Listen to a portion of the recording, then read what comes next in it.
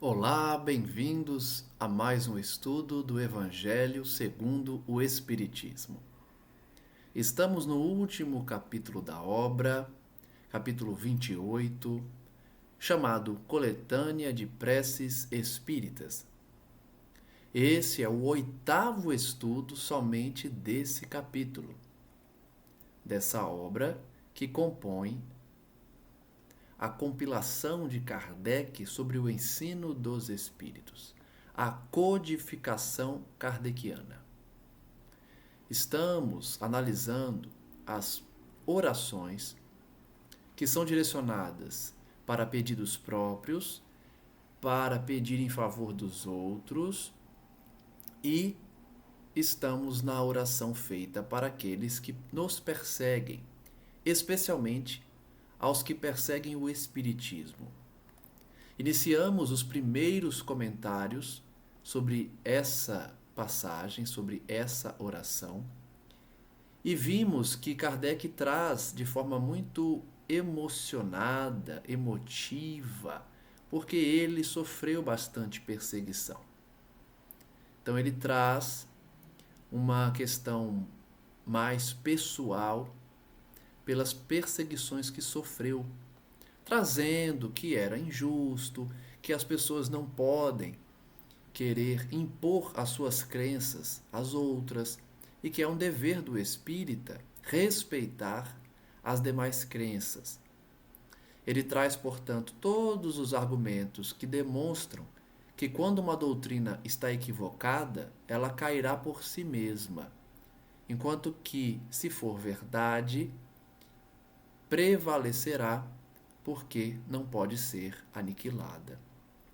Ele traz, então, que muitos espíritas são perseguidos, não mais como antigamente, porque antigamente os pagãos perseguiam os cristãos e hoje são os próprios cristãos que perseguem os espíritas e que trazem muitas vezes perseguição no trabalho, na família ou simplesmente porque não respeitam a crença alheia para impor as suas próprias ideias. Vamos prosseguir então analisando a argumentação de Kardec para descobrirmos qual oração ele indica para que realizemos, lembrando sempre que as preces ditadas por Kardec nesse capítulo não são fórmulas que devem ser decoradas, mas sim referências para que nós possamos realizar as nossas próprias rogativas.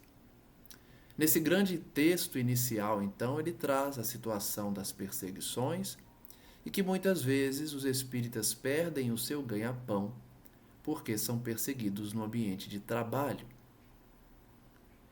Ele vai então dar uma mensagem de esperança, dizendo: Espíritas, não vos aflijais com os golpes que vos desfiram, pois eles provam que estáis com a verdade. Ele traz uma mensagem diretamente ao espírita para que reflita: se estão nos perseguindo, é porque estamos com a verdade. Toda ideia nova, toda ideia que traz redenção é perseguida no início. Se assim não fosse, deixar-vos-iam tranquilos e não vos procurariam ferir.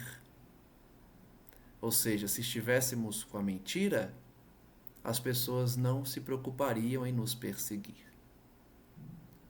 Constitui uma prova para a vossa fé, porquanto é pela vossa coragem, pela vossa resignação e pela vossa paciência que Deus vos reconhecerá entre os seus servidores fiéis, a cuja contagem ele hoje procede, para dar a cada um a parte que lhe toca, segundo suas obras. Ser perseguido, portanto, em nome do Cristo, em nome de uma ideia trazida pelo próprio Cristo, é um motivo de honra, como Paulo nos escreveu, demonstrando que basta a graça de Cristo e que é uma honra ser perseguido em nome dele. Segundo Kardec, as perseguições também são provações, para que nós possamos demonstrar que temos uma fé inquebrantável, que temos coragem, que temos resignação em aceitar essas provas e pela paciência de ouvir brincadeiras, ironias, perseguições e manter a caminhada cristã. Que isso tudo será reconhecido por Deus, porque seremos considerados servidores fiéis e que dará a cada um conforme a sua própria obra. A exemplo dos primeiros cristãos, carregai com altivez a vossa cruz. Essa comparação é muito emocionante, quando lembramos dos sacrifícios que fizeram os primeiros cristãos e, mesmo assim, não fraquejaram diante da morte, diante da humilhação. Perseguiram carregando a cruz com altivez. Kardec nos pede isso, carregar a nossa cruz com altivez, olhando para cima, olhando para o alto, confiante em Deus. Crede na palavra do Cristo, que disse: Bem-aventurados os que sofrem perseguição por amor da justiça, que deles é o reino dos céus. Amar a justiça, portanto, é amar tudo aquilo que dá a cada um o que é seu, nos termos da lei de ação e reação, lei de mérito, lei de sintonia, e conforme cada um cria e age no mundo. Não temais os que matam o corpo, mas que não podem matar a alma. Ele também disse: Amai os vossos inimigos, fazei bem aos que vos fazem mal e orai pelos que vos perseguem. Já falamos aqui que as ideias do Cristo eram revolucionárias porque até então era inadmissível amar inimigos. A lei permitia e a religião pregava que ao inimigo nós devemos dar a espada, aplicar a justiça, revidar uma maldade recebida. Vem Jesus então e diz o contrário, algo que trouxe muita confusão à época, porque trazia uma mensagem de renovação espiritual a que eles não estavam acostumados. Então, amar o inimigo para o judeu de então era um absurdo. Até hoje, nós temos uma dificuldade enorme de amar o inimigo. Já vimos aqui o conceito de amor ao inimigo, que não é trazer para dentro de casa, confiar e ser imprudente, mas sim esquecer a ofensa e tentar devolver o mal com o bem. Não desejar o mal da pessoa e nem se regozijar com a infelicidade deles. Isso é amar o inimigo.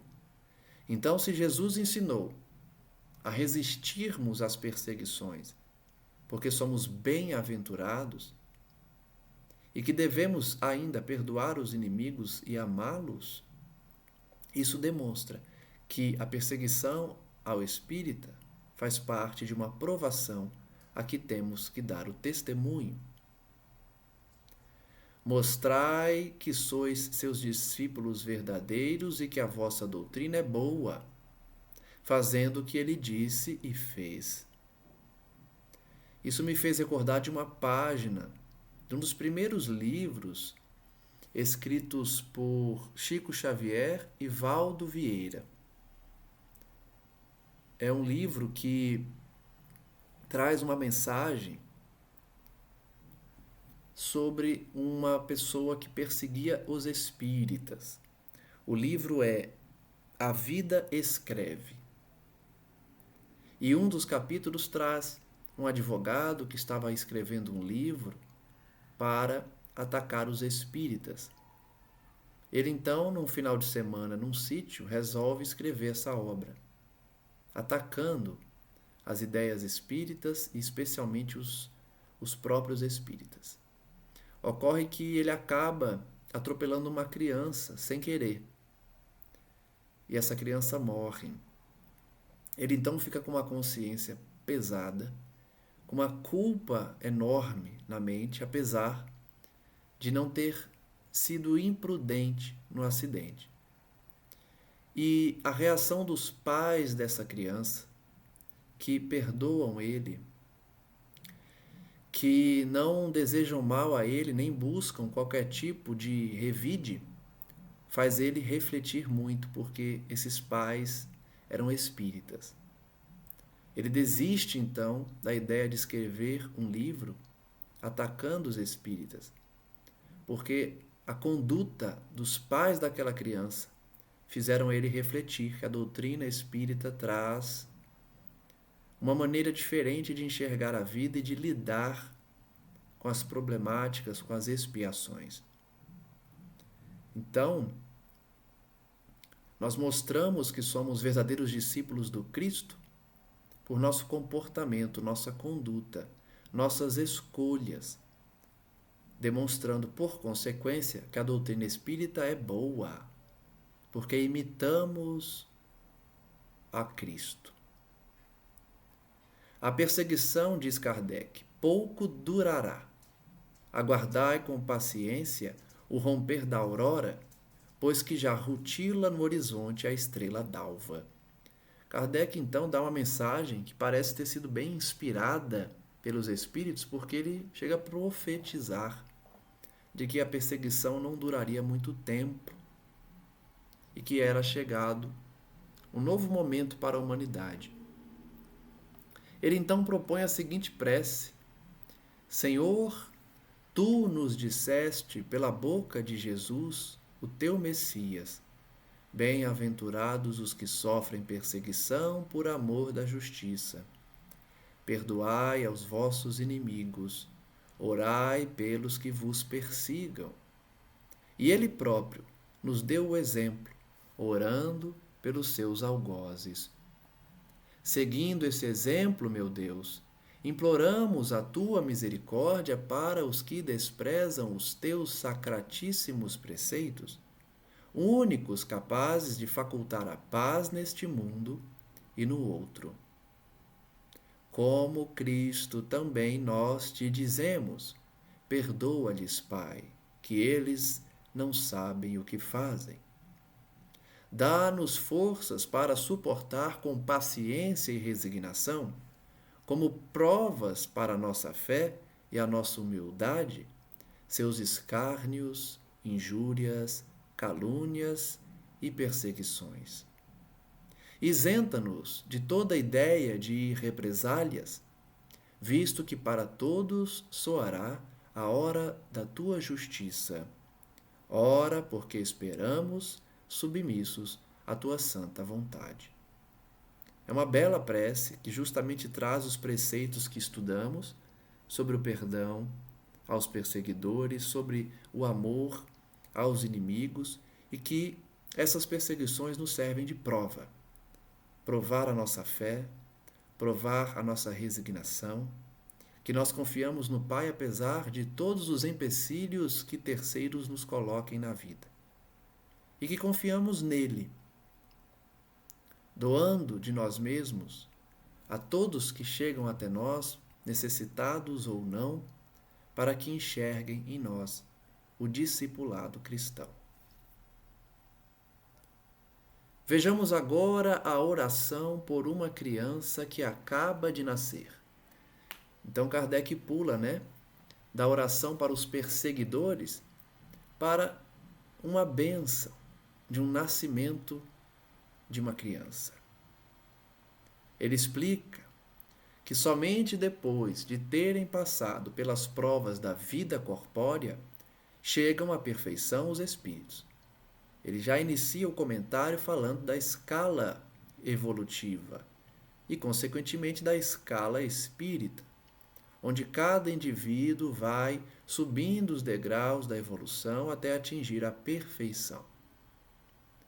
Os que se encontram na erraticidade, ou seja, no intervalo entre as reencarnações, aguardam que Deus lhes permita voltar a uma existência que lhes proporcione meios de progredir, quer pela expiação de suas faltas passadas, mediante as vicissitudes a que fiquem sujeitos, quer desempenhando uma missão proveitosa para a humanidade. Kardec está resumindo os dois aspectos possíveis numa encarnação. Ou nós renascemos para expiar, ou em missão espiritual, que é uma minoria. A maioria dos que estão especialmente no planeta Terra estão em expiação de faltas do passado. Para isso sofremos vicissitudes, limitações, obstáculos. Mas existem aqueles que estão em missão. O seu adiantamento e a sua felicidade futura serão proporcionados à maneira por que empreguem o tempo que hajam de estar na Terra. É por isso que eu sempre faço a reflexão aqui, desse tempo precioso que estamos estudando durante 1 hora por dia, estudando uma obra espírita ou uma obra complementar de André Luiz, ou fazendo reflexões sobre a vida espiritual. Estamos usando bem o tempo que Deus nos deu na Terra para alçarmos voo em regiões mais altas da evolução, elevando o nosso espírito pelo conhecimento espírita, pelo conhecimento da vida espiritual. A nossa felicidade futura dependerá de como usamos esse tempo aqui na Terra, porque somente na Terra é possível expiar e evoluir por consequência. A expiação no plano espiritual também traz um amadurecimento, mas é na Terra ou num outro planeta em que encarnamos, em que os desafios estão mais presentes a fim de conquistarmos virtudes e demonstrarmos que conquistamos outras características da alma por meio das provações. Por isso a importância da encarnação. O encargo de lhes guiar os primeiros passos e de os encaminhar para o bem cabe a seus pais, que responderão perante Deus pelo desempenho que derem a esse mandato. Então vejam que ele inicia tratando da evolução, tratando da reencarnação, tratando das vicissitudes que passamos aqui e de como precisamos aproveitar o tempo para evoluir. Logo em seguida, já entra no assunto relacionado à oração, porque fala dos pais, o encargo que os pais têm, a missão reservada aos pais de encaminhar os filhos para o bem, de guiar os primeiros passos da criança. Todo pai e mãe terá que prestar contas do que fez com os seus filhos, de como educou, de como orientou, qual suporte deu, qual encaminhamento proporcionou aos seus filhos. É um encargo, é um dever, é uma missão, é um mandato. Para lhes facilitar, foi que Deus fez do amor paterno e do amor filial uma lei da natureza. Lei que jamais se transgride impunemente. Então vejam que interessante, Kardec diz que Deus criou a lei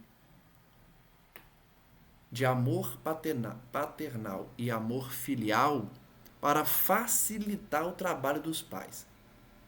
Porque por meio desse amor, dessa ligação profunda, nós ficamos ligados aos nossos filhos e vice-versa. Conscientes de que se transgredirmos essa lei, seremos punidos.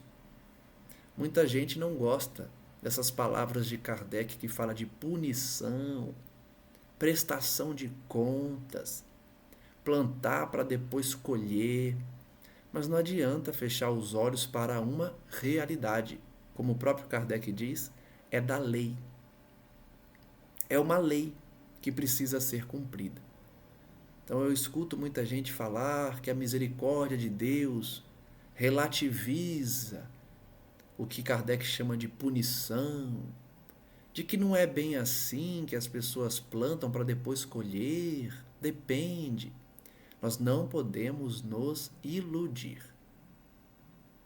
Não adianta amaciar o discurso para que as pessoas escutem o que queiram escutar e a gente agrade a todos. Nós não estamos aqui, especialmente os divulgadores da doutrina, para agradar as multidões. Nós temos que falar a verdade daquilo que está nas obras em que nós temos confiança na mediunidade, para que as pessoas não se iludam, porque nós também teremos que prestar contas do conhecimento que temos e como passamos esse conhecimento. Se a pessoa não concorda, se a pessoa não aceita, aí é uma questão dela e ela tem todo o direito disso. Nós não estamos impondo aqui verdades que têm que ser obedecidas. Nós estamos passando a visão das obras espíritas. Quem quiser seguir, que siga. Quem quiser discordar, que discorde. Não há problema algum. Mas, como expositor, nós não podemos fugir da responsabilidade de passar o que nós aprendemos nas obras. Não tiramos da nossa cabeça, não inventamos e não estamos sujeitos a uma obsessão, a uma fascinação. As informações passadas são baseadas nas obras de Kardec, nas obras complementares e da mediunidade de Chico Xavier, Divaldo Pereira Franco, Amélia Rodrigues e tantos outros, né? Ivone Pereira e tantos outros médiuns.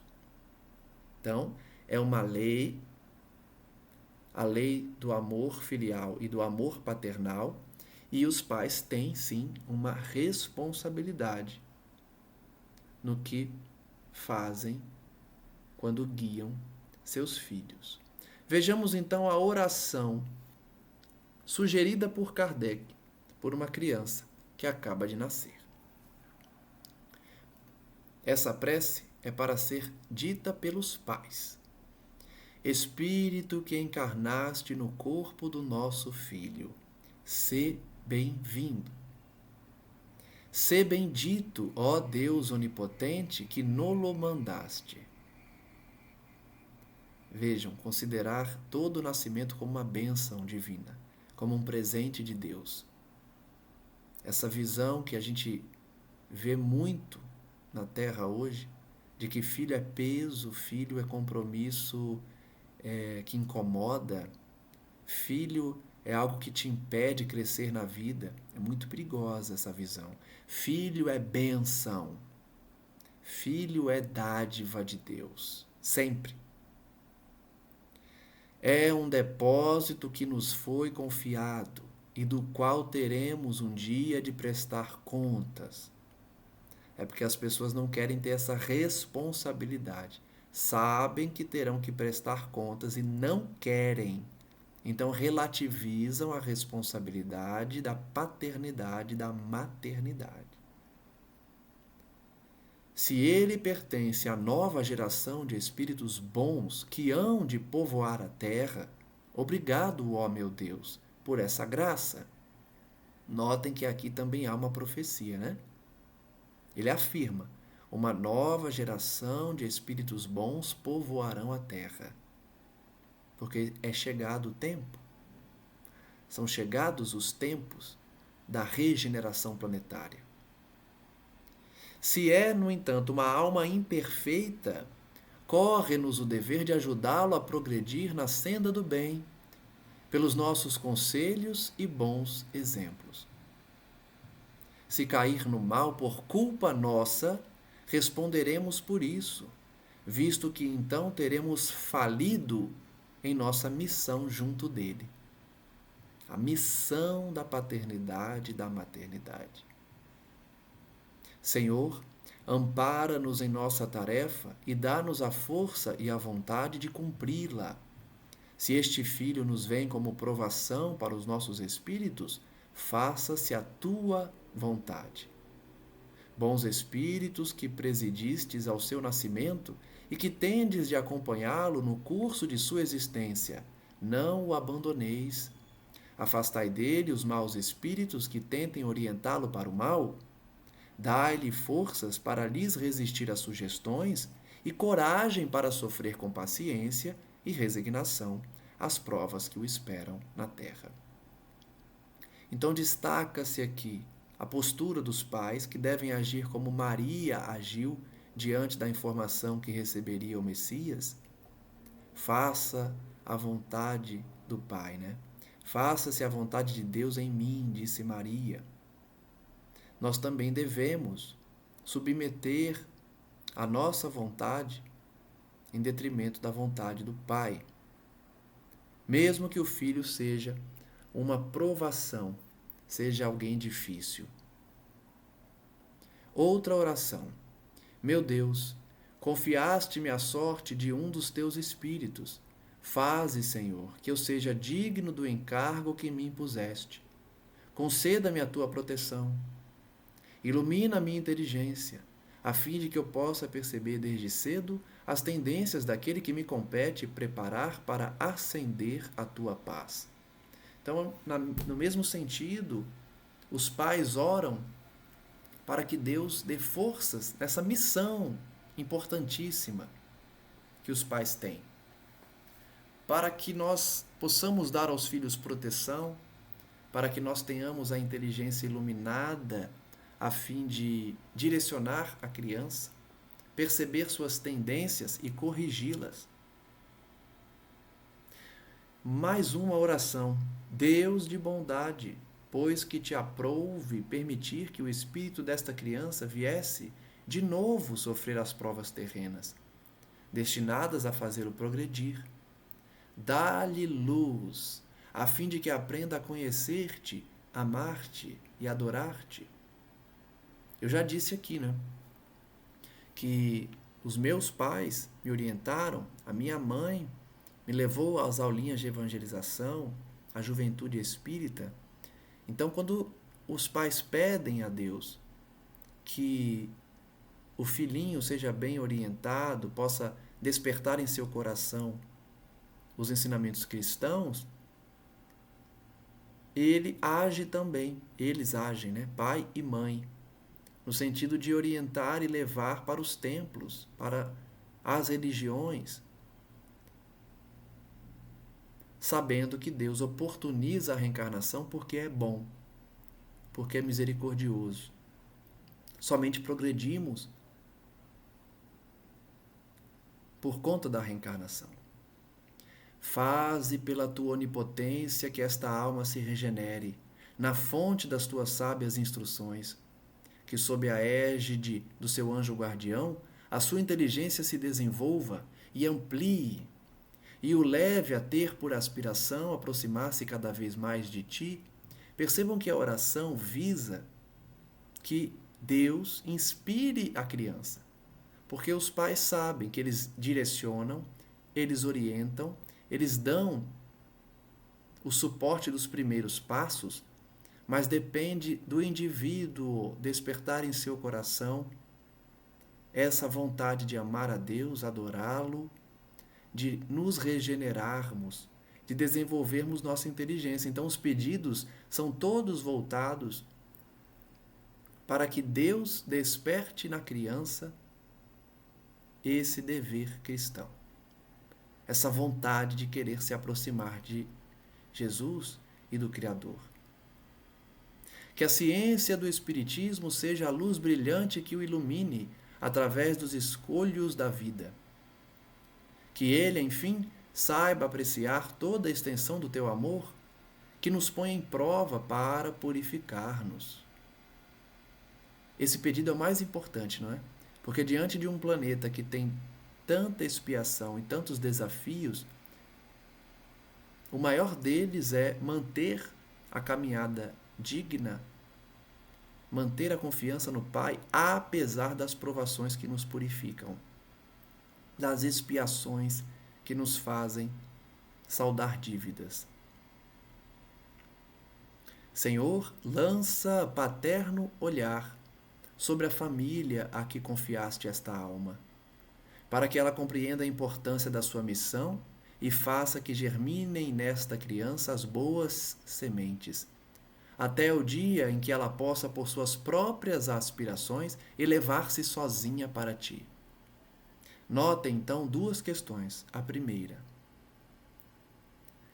pede-se a Deus que faça a família entender a sua missão, entender a importância de guiar uma criança. Poucos têm essa consciência, criam de qualquer jeito. Não se preocupam em orientar, especialmente nas questões morais. Criam para que a criança seja mais esperta, seja mais rica, seja mais sedutora, a mais bonita.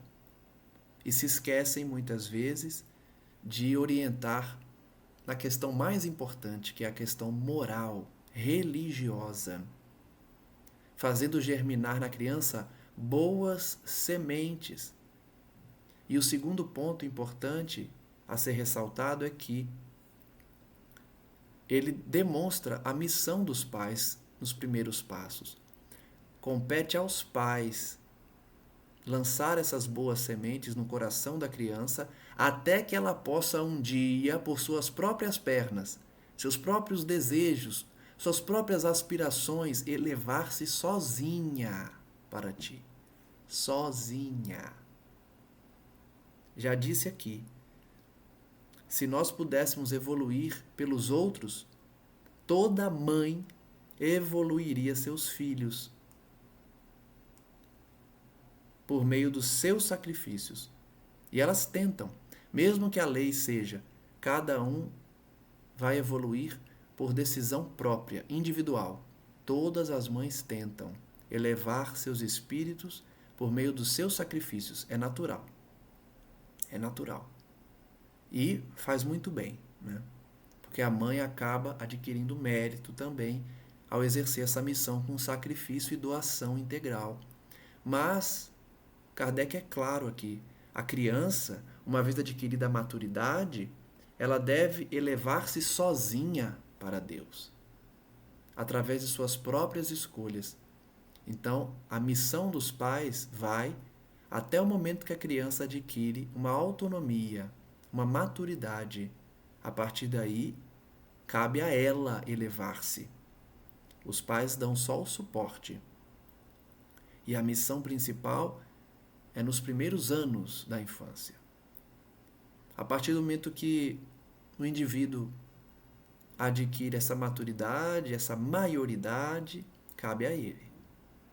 Digna-te, ó meu Deus, de atender a esta humilde prece, em nome e pelos merecimentos daquele que disse: Deixai, venham a mim, as criancinhas, porquanto o reino dos céus é para os que se lhes assemelham. Nós já estudamos esse capítulo também aqui e vimos que é muito importante essa expressão quando Jesus compara aqueles que adentrarão no reino dos céus com as crianças. Ele não diz sejam crianças, ele diz sejam como as crianças. Se assemelhem a elas no sentido de confiança, de pureza de sentimento. Não que as crianças sejam espíritos puros, algumas são, mas aqui na Terra, pouquíssimas. O fato é que a criança, apesar de não ser perfeita ainda, o espírito que a anima não ser um espírito perfeito, ela traz um sentimento de pureza sentimental, de pureza no coração, porque confia, porque ama, porque se entrega, não tem malícia. Então Jesus nos orienta a sermos como as crianças nesse sentido, de não pensar o mal do outro, de não ter preconceitos, de não ter interesses mundanos. A criança não tem. Então é nesse sentido, mas isso já foi objeto de estudo. Lembremos então, no momento de orar, de que devemos seguir o conselho do Cristo, a fim de que receba as crianças e guie seus passos. Vejamos agora a oração pelo agonizante, ou seja, aquele que está prestes a desencarnar ou está sofrendo uma enfermidade difícil. Explica Kardec que a agonia, o sofrimento, é o prelúdio da separação da alma e do corpo. Ele está se referindo à agonia que precede a morte, aquele momento em que o doente está, justamente como o título diz, agonizante. Pode dizer-se que nesse momento o homem tem um pé neste mundo e um no outro. Um pé no mundo material e o outro pé no mundo espiritual. É penosa, às vezes, essa passagem para os que muito apegados se acham à matéria e viveram mais para os bens deste mundo do que para os do outro. Essa frase é estudada aqui diariamente, dia sim, dia não, nas obras de André Luiz. Estamos estudando obras de André Luiz, Nosso Lar, Os Missionários. Nosso Lar a gente vai estudar por último, mas os Mensageiros, Missionários da Luz, Obreiros da Vida Eterna, essas três nós estudamos e estamos na Obreiros, E vemos isso constantemente. Apegados à matéria sofrem mais no momento da morte. Sofrem no momento do desligamento, da desencarnação, porque viveram para a matéria. Não se prepararam para as coisas da alma. Ou cuja consciência se encontra agitada pelos pesares e remorsos. Vejam que ele coloca um ou, indicando que a pessoa pode ficar presa ao corpo físico, agonizando antes de desencarnar, por ser apegada, ou, mesmo que não seja apegada, a sua conduta não foi correta e por isso lhe traz remorso e pesar. Então são dois fatores que fazem o indivíduo sofrer antes da morte: o apego à matéria ou a culpa que sente pela maldade praticada. Porque nós vamos ter casos de pessoas que não são apegadas à matéria, mas foram más, mas tomaram decisões infelizes. Então, por mais que não tenham apego, sofrem também porque as suas escolhas foram no mal. Para aqueles cujos pensamentos, ao contrário, buscaram o infinito e se desprenderam da matéria, menos difíceis de romper-se são os laços que o prendem à terra. E nada tem de dolorosos os seus últimos momentos. Aqui tem uma informação importante que nós estamos vendo nas obras de André Luiz. Quem se dedica ao espírito, quem se prepara, quem tem o olhar para o infinito e não para a matéria, não se desliga de forma fácil. Ele apenas diz que é menos difícil o desligamento. Menos difícil o desligamento. Isso mostra que ainda é difícil, só é menos difícil. Porque faz parte desse momento evolutivo em que nos encontramos. O desprendimento da matéria é um processo difícil, é um processo complexo. Por mais que a pessoa tenha uma vida regrada e se prepare para o momento morte, para o fenômeno da morte. Mas sofrerá muito menos.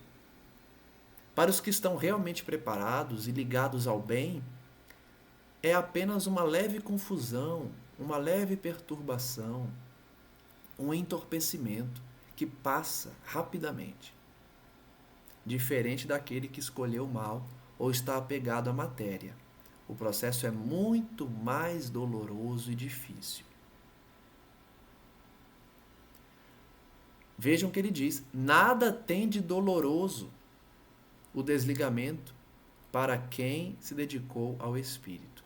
Ou seja, não dói.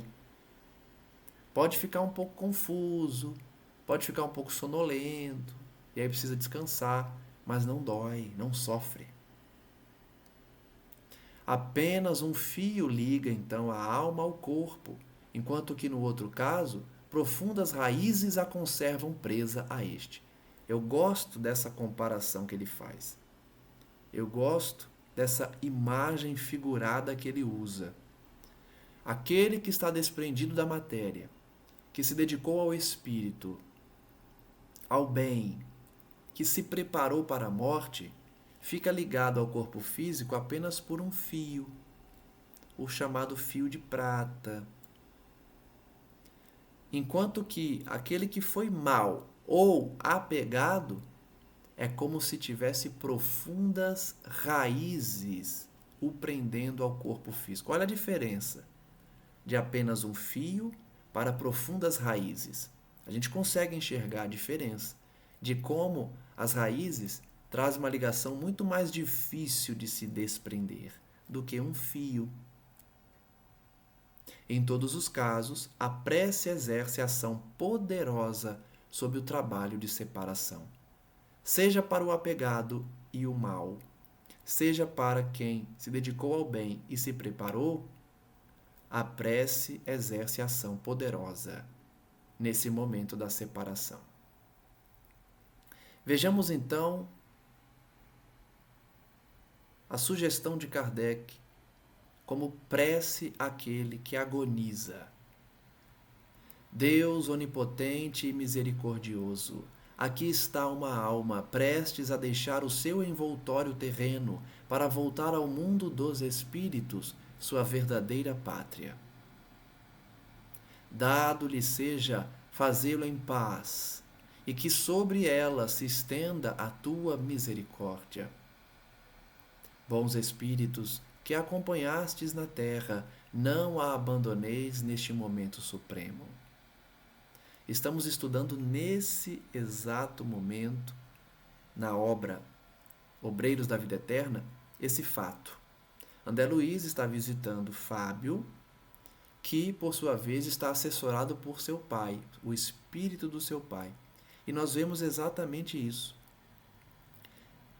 Os espíritos que acompanharam o Fábio agradecem a André Luiz e sua equipe. Têm simpatia por eles. Então, quando nós oramos para alguém que está desencarnando, o seu anjo guardião, o seu familiar, o seu amigo espiritual vai ter simpatia para conosco. Porque verão a sinceridade do nosso pedido. Nós pedimos que a pessoa seja recebida pelos bons espíritos e possa retornar à pátria espiritual envolvido pela misericórdia de Deus. Nos dirigimos, portanto, a esses amigos, a esses parentes que acompanharam aquela alma durante a sua trajetória terrena. Não abandone essa alma. Dai-lhe forças para suportar os últimos sofrimentos, porque lhe cumpre passar neste mundo, a bem do seu progresso futuro. Inspirai-a para que consagre ao arrependimento de suas faltas os últimos clarões de inteligência que lhe restem, ou que momentaneamente lhe advenham.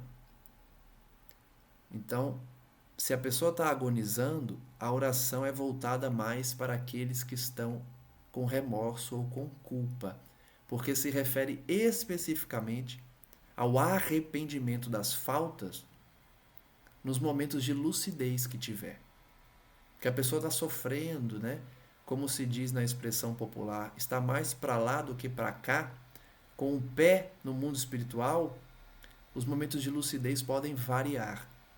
Então, na oração se pede que a pessoa se arrependa nos momentos de lucidez que ela tiver, das faltas cometidas. Arrependimento sincero. Dirigi o meu pensamento a fim de que atue de modo a tornar menos penoso para ela o trabalho da separação, e a fim de que leve consigo, ao abandonar a terra, as consolações da esperança. Então é um pedido de caridade, é um pedido que a pessoa não sofra tanto nesse momento de desligamento, porque nós sabemos que é doloroso. Vamos então entrar no item 4, já chegando ao final do nosso estudo de hoje, falando das preces pelos que já não são da terra. Então nós vimos as preces para nós próprios, para os outros e agora especificamente para os espíritos. A primeira oração para quem já não está entre os vivos na terra, entre os encarnados, mas vivos no espírito, é a oração por alguém que acaba de morrer. Kardec então vai dizer que as preces pelos espíritos que acabam de deixar a terra não têm por objetivo unicamente dar-lhes um testemunho de simpatia. Também tem por efeito auxiliar-lhes o desprendimento e, consequentemente, abreviar-lhes a perturbação que sempre se segue à separação, tornando-lhes mais calmo o despertar. Então, notem, quando oramos por alguém que acaba de morrer, nós não estamos apenas buscando a simpatia desse espírito, buscando que gostamos, mostrando que gostamos dele. Não é só para isso, também é para isso. Também é para o espírito receber nossa oração e saber que nós gostamos dele. Mas além disso, além de demonstrar nossa simpatia por ele, é para ajudar no desprendimento, que nós vimos que é difícil, e confirmar a informação de que a perturbação depois da morte sempre chega, seja para os espíritos ligados à matéria ou maus, seja para os espíritos preparados e que fizeram o bem. Tem gente que acha que por fazer o bem não passará por nenhuma perturbação, mas a perturbação ela é natural. O fato é que essa perturbação é de apenas segundos para quem está sintonizado no bem, para quem viveu o Evangelho, para quem se preparou para o mundo espiritual. É uma perturbação que dura segundos, minutos. Enquanto que aqueles que não se prepararam, essa perturbação pode levar até mesmo anos. O pedido, portanto, é que torne mais calmo o despertar daquele que acabou de morrer. Ainda aí, porém, como em qualquer outra circunstância, a eficácia está na sinceridade do pensamento e não na quantidade das palavras que se profiram mais ou menos pomposamente, e em que, a miúde, nenhuma parte toma o coração. Kardec volta a falar, ele já falou disso lá atrás, de que A oração precisa ser sincera, precisa vir do coração e não de forma pomposa nem decorada. A sinceridade nas palavras é o que dá eficácia à prece. Nós já estudamos isso aqui. A eficácia da oração. Ela é derivada diretamente da sinceridade do coração. Da sinceridade nas palavras, de querer o bem do outro, de verdade, de forma sincera. E não na quantidade de palavras. As preces que deste se elevam ressoam em torno do espírito, cujas ideias ainda estão confusas, como as vozes amigas que nos fazem despertar do sono. Olha que imagem interessante para a gente entender. O espírito recém-desencarnado recebe as nossas orações lá como se fosse um sonho, como se ele estivesse ouvindo em torno dele, ao redor dele, palavras de amigos. Como estão um pouco confusas as ideias, o espírito recebe como se vozes amigas estivessem chamando ele para despertar de um sono. Essa imagem torna muito claro entender como funciona, né? A oração por alguém que acabou de desencarnar. A pessoa, ainda naquela confusão da morte, começa a ouvir a oração, como se alguém tivesse acordando ele, despertando de um sono. A prece proposta por Kardec, então, é a seguinte: Onipotente Deus, que a tua misericórdia se derrame sobre a alma de fulano, a quem acabaste de chamar da terra. Possam ser-lhe contadas as provas que aqui sofreu, bem como ter suavizadas e encurtadas as penas que ainda haja de suportar na espiritualidade. Então, para o espírito despertar lá, compreender o que passou na terra e ter suavizadas as expiações que ainda terá que sofrer no mundo espiritual. Bons espíritos que o viestes receber, e tu, particularmente, seu anjo guardião, ajudai-o a despojar-se da matéria. Pedido expresso ao guia espiritual. Ajuda ele a se desprender. Dai-lhe luz e a consciência de si mesmo, a fim de que saia presto, rapidamente, da perturbação inerente à passagem da vida corpórea para a vida espiritual.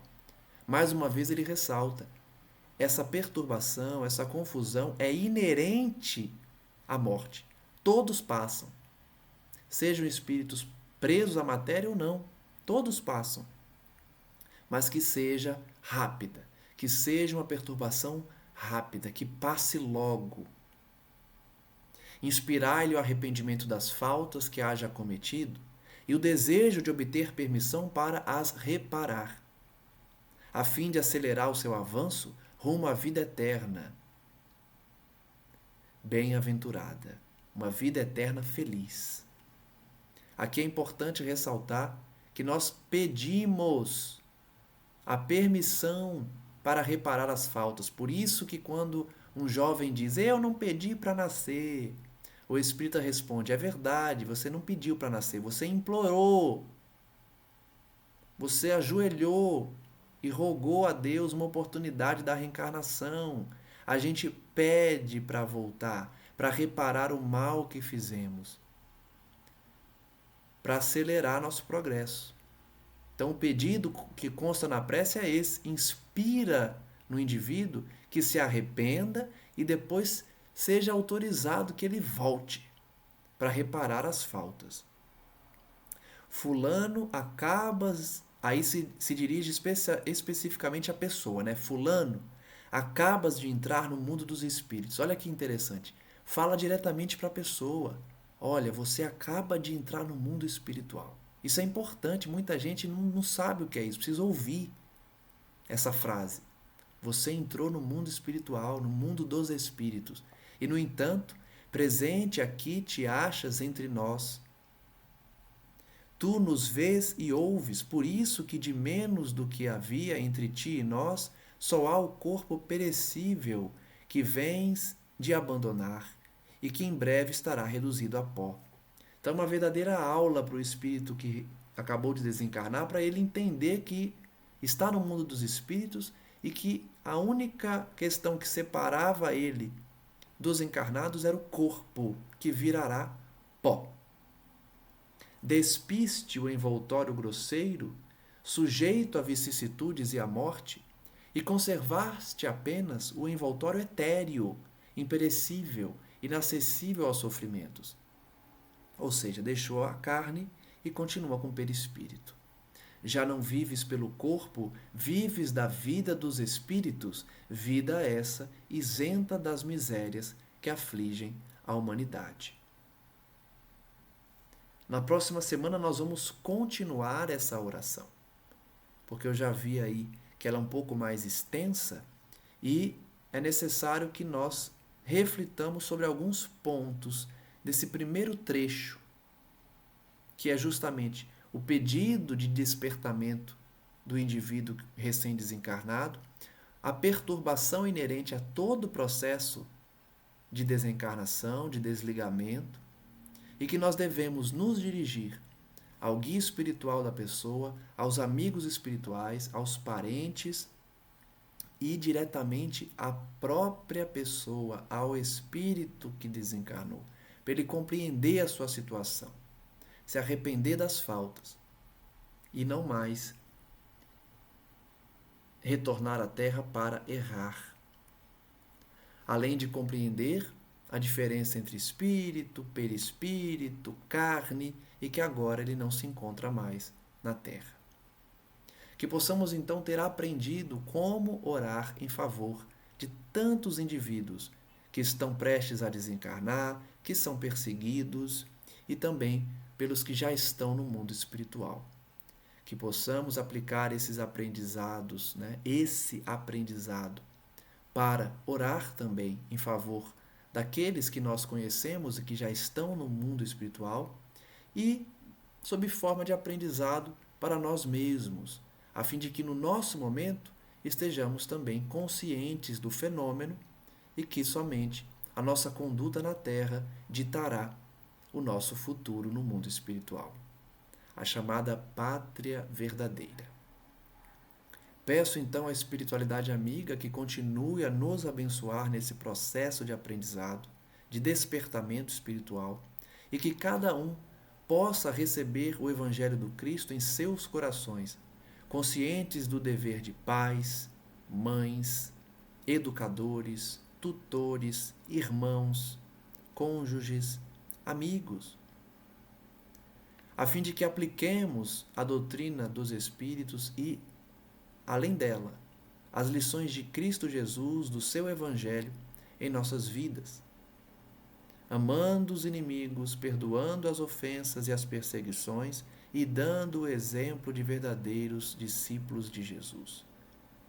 A fim de que no momento do nosso trespasse para a vida espiritual, estejamos preparados, envolvidos, conscientes dessa realidade e prontos para novas oportunidades junto ao Pai.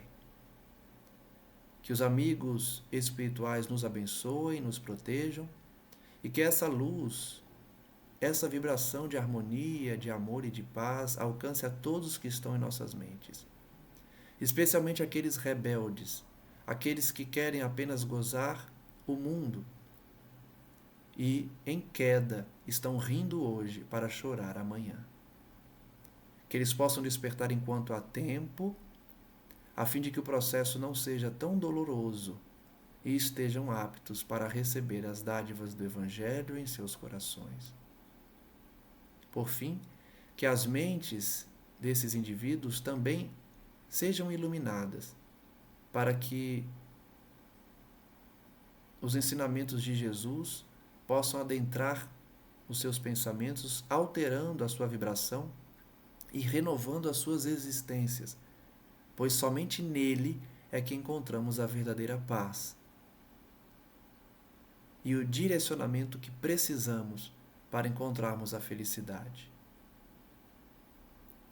Para nós, pedimos a inspiração constante e a certeza da vida espiritual, e que Deus, na sua misericórdia, enviou seu Filho maior, Jesus Cristo, para guiar os nossos passos, a fim de que nós não desistamos da marcha e estejamos sintonizados com Ele, o único Salvador, que nos traz a redenção e a dádiva do despertar espiritual. Muito obrigado, amigo Jesus, e que o Senhor possa perdoar as nossas ofensas, as nossas quedas morais, intercedendo junto ao Pai novas oportunidades para nós todos. Façamos, portanto, a nossa parte e trabalhemos a reforma íntima para não mais cair, não mais falhar, alcançando um dia a tão sonhada perfeição de nossas almas. Graças a Deus, que assim seja, e até o próximo estudo.